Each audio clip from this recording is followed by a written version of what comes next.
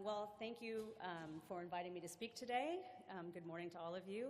I've been asked to talk about HIV self-testing, specifically among MSM, and I have no conflicts of interest to declare. Okay, so I'm going to walk you through a few points of discussion, including the potential and some pitfalls of HIV self-testing for MSM, what we've learned to date, what remains unclear, and finally, I'll move on to some of the future research that will help us optimize testing opportunities for MSM and other key populations.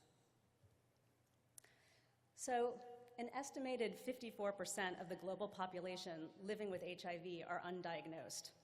If you look at data from the country with the highest burden of HIV globally, that's South Africa, just over half of HIV-positive women in the 2012 national survey were unaware of their status, and less than 40% of HIV-positive men were aware of their serostatus. It seems that the proportion of undiagnosed infections is even more pronounced among MSM. Published data from Cape Town and unpublished data from Dr. Tim Lane's MSM cohort in Mpumalanga province demonstrates much higher estimates of undiagnosed infections, upwards of 70%. So this data really drives home that our current testing options for MSM are failing, and that any tools we can offer that provide testing options merit exploration and deployment. So there's a great amount of potential for self-testing to expand the current mix of testing options for MSM who experience structural and social barriers to testing, including layered stigmas and worries around confidentiality. The self-test offers privacy, time savings, autonomy, and even empowerment.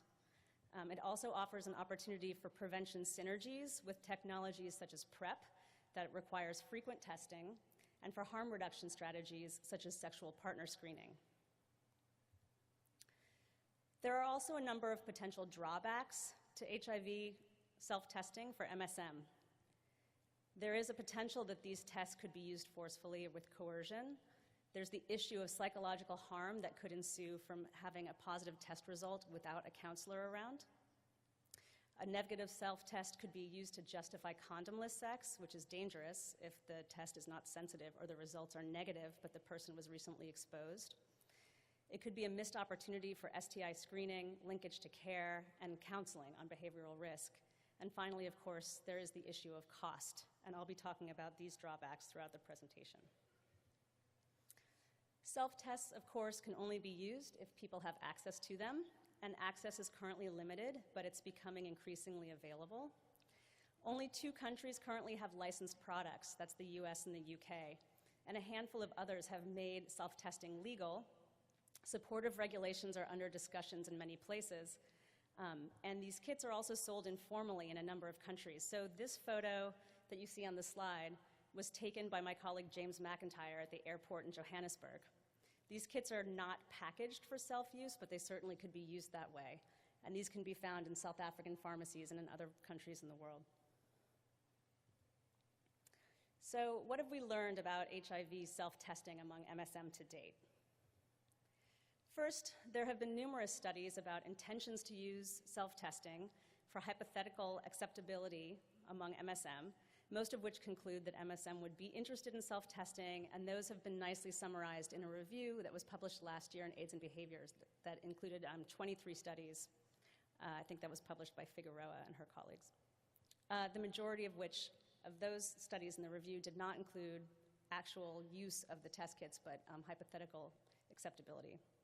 There are also at least 7 studies among MSM and 1 among transgender women that demonstrate high uptake, acceptability, and feasibility when MSM were actually conducting self-tests, most of which have been conducted in the US, and most of which included the OraQuick oral fluid test. And obviously, it's kind of hard to see the slides, but these will be available afterwards if you want to look at these different studies. So if we look at research when MSM actually used the test kits, the US evidence to date demonstrates high rates of uptake and preference for self-testing over clinic-based testing. From international studies, the data is similar, if not even stronger, that MSM are willing to use self-tests and would continue to use self-testing were it to become available. In terms of the feasibility of conducting self-tests, in observed settings, findings have generally indicated that MSM can successfully use self-test kits, which aligns with reviews conducted across study settings and populations.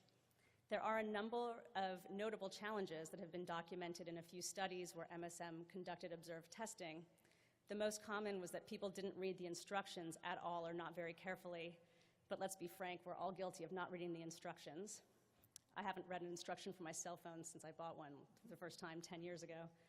So we need to work on that. There are other notable errors. For example, in use with blood test kits, there were lancet failures and errors in delivery of the diluent to the device. In unobserved settings, we can't know really if errors were made, but overwhelmingly people feel confident that they were doing the test correctly and comfortable with their results. So this also aligns with research in other populations. So one of the great worries around use of self-test kits is that there might be social harm.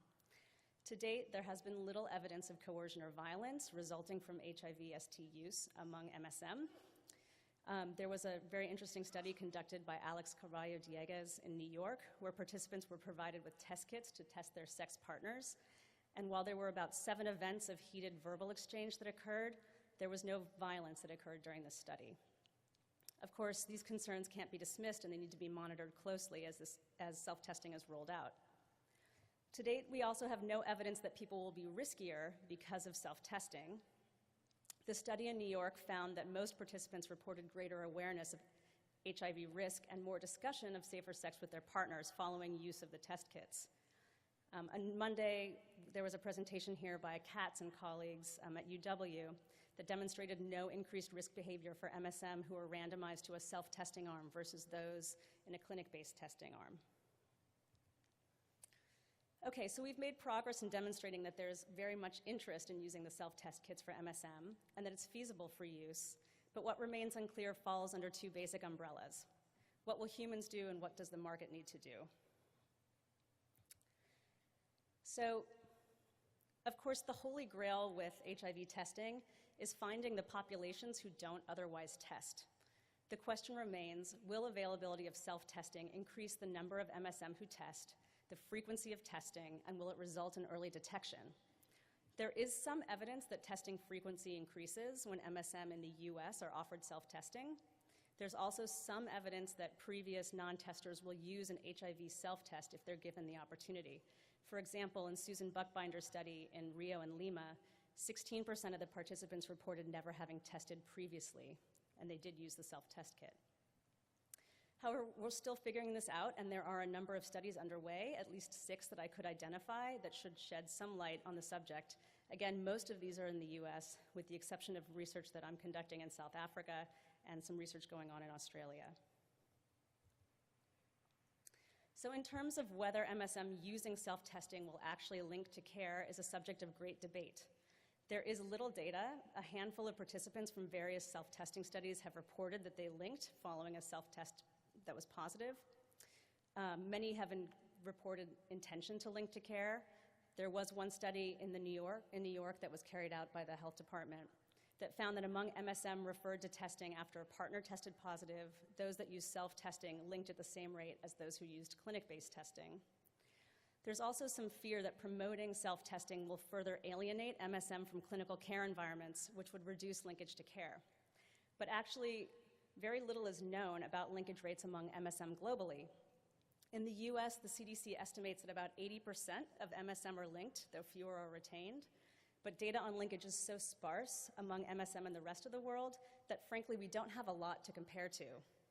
So on this slide you can see some unpublished data from Dr. Lane's MSM cohort in Ilenzeni, Mpumalanga province, South Africa. That demonstrates that rapid linkage to care is far below estimates in the general population in sub-Saharan Africa, which is closer to 60%.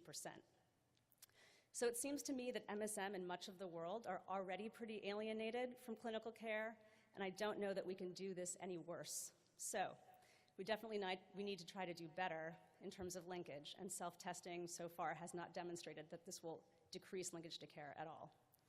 There are studies underway that are looking to improve and monitor linkage to care using novel methods, and these generally fall under 2 approaches: e-health or mHealth interventions that use things like SMSs, email, Facebook groups, Skype contacts, and other applications, And then there's social network or peer and partner-based support interventions. Some of them include both.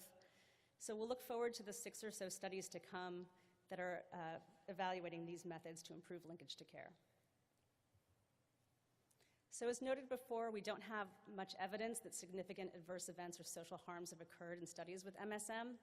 I do want to note that it's important that we continue to monitor this. It's also hard to figure out how we're going to monitor social harms systematically outside of the research environment.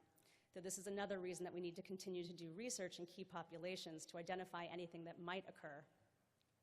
Also, while strategies to reduce potential social harms to date have mostly included counseling and hotline availability, there are numerous studies underway that will be documenting potential adverse events and will be utilizing different support approaches to ensure mitigation of any potential harm. And we'll look forward to those results. You can see them on the slide. So as we noted, partner testing could influence condom use, seropositioning, disclosure, and other sexual behaviors. So the question is, will self-tests improve safety? Will it be a harm reduction tool, or will it put people at risk? So evidence to date implies that risk compensation is not occurring, but this data is limited right now to US studies. So there's a fair amount of research in the pipeline to examine this, some of which is outside the US, and we'll look forward to seeing what else we can document. So in terms of more structural and market questions, there's a lot that is yet unknown. And I'm not going to talk about regulations or any of the cost effectiveness issues that have been brought up at some of the other sessions here. Regulations aren't really an MSM-specific question, and cost effectiveness is something that a number of studies will be reporting on in the coming years. Currently, we only have one study that was a modeling exercise. But I do want to touch briefly on test sensitivity, distribution, utilization needs, and packaging. So in terms of self-test performance, in most of the world, the testing you get at a clinic and the testing you do with a self-test has the same window period. The difference is mostly that with an over-the-counter test, there is no guaranteed counseling about the window period. So this will require careful community education when these tests are over the counter, and education will need to be targeted towards the high-risk groups that might be using them. Also, while the tests generally perform well in observed settings, ideally we need to improve the sensitivity of the tests. And there are many products in the pipeline, some of which were discussed on Monday at a session called Democratizing HIV, and so I encourage you to look at that on the IAS website. Also, it goes without saying that while the technology improves, we need user interfaces to get easier.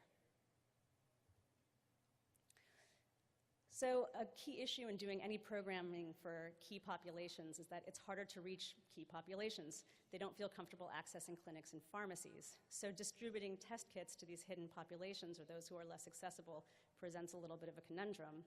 We have a lot of issues to consider. Well, first, will MSM purchase these test kits? It seems that in high-income countries, to date, the magic number is around $20. These test kits need to be marketed at $20 or less for some of these populations to be interested in using them. In low-income countries, the cost still needs to be lower than this. So far, we have data from China that says that MSM are willing to pay around $10. In thinking about distribution, again, providing self-testing kits through clinics undermines some of the benefits, particularly reaching those who choose not to go to clinics is going to require a different alternative method of distribution. And so we're looking at using NGOs and CBOs to distribute testing kits. And we're starting to see some interesting research on other distribution options. So recent studies have looked at using social networking sites and dating apps, providing test kits through the mail via internet request, handing them out or putting them into vending machines in sex clubs and bathhouses, providing kits via partner and friend distribution networks. And these lines of research are just getting underway, and again, most of these are in the United States. There is an e-distribution study underway in Brazil, and we'll look forward to seeing the results from that study. It seems that most people can use the tests with some demonstration or instructions. However, it's still unclear what the needs will be globally when these test kits are widely distributed outside of the research setting. Also, even in the research setting, we're seeing anywhere from 10 to 40% of MSM that have utilization errors when they use the test kits. So the fewer the steps, the fewer the errors that will be made. There are some test kits now under development that are aiming to reduce the number of pieces and steps. One example that we're using in our study in South Africa with MSM is the Atomo Rapid test that has built-in components, including an integrated lancet and collection tube. And there are others that I said are in the pipeline. So instructions for use also will need to take into consideration varying literacy levels across target populations, and we might do well to include instructional videos, and apps. On the slide, you can see a picture of HIV Smart, which is an app that guides you through self-testing developed by Nikki Pai at McGill. So one thing I would say is that to use these videos and apps for MSM, I would suggest using MSM in the videos and apps, models of people those who want to use the test kits can relate to. In terms of instructions, obviously ideal instructions are still being worked out, and we're aiming for fewer steps, more pictures, and clearer guidance about what to do following a test. This is an example of one of the instruction sheets we're using with MSM in South Africa, which is mostly pictorial, but there is some language that people need to read. There are more studies to come looking at improving the instructions for use and looking into creating these videos, though to my knowledge, those studies underway are not MSM specific. We also need to think about messaging around these tests and proper usage of the media to get out the right messages. Finally, in terms of packaging, it's important to keep in mind that MSM are unlikely to walk into a shop and buy a bulky test kit that says HIV self-testing written in large letters. It's hard enough for people to walk into a pharmacy and buy a box of condoms off the shelf. So the packaging has to be sensitive to MSM needs and the needs of other key populations. The image on this slide is a design that has been used in KwaZulu-Natal. This is just one example of a design that's promising, a smaller package. I also want to advocate for packaging self-test kits in pairs in order to facilitate partner testing, which seems to be a popular mode of use for HIV self-testing among MSM thus far. It could also provide a nice way to make one purchase to cover the window period if the test explicitly states that a second test is most beneficial 1 to 3 months later, after the first test, that is. So in conclusion, we are gaining momentum and understanding self-testing potential for MSM. There has been a lot of dialogue and consultations at this conference, and the WHO is working on guidelines for self-testing.